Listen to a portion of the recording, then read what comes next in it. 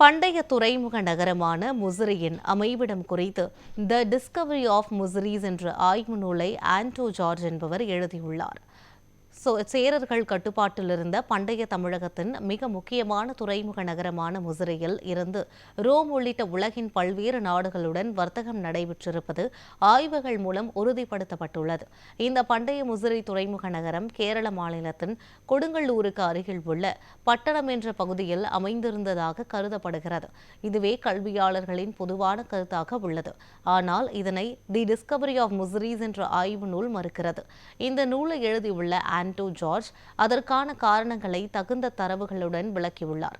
சங்ககால தமிழ் இலக்கியங்கள், ரோமானிய ஆவணங்கள், கல்வெட்டுகள் போன்ற சான்றுகள் மற்றும் ஆதாரங்களின் அடிப்படையில் முசிறியின் அமைவிடம் பட்டணமாக இருக்க முடியாது என அவர் தெரிவித்துள்ளார்.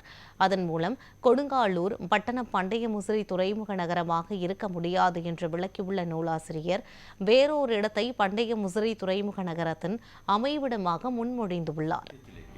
He will be releasing the book and the first copy will be presented to Dr. Ganesh Ram, the General Secretary of South Indian History Congress.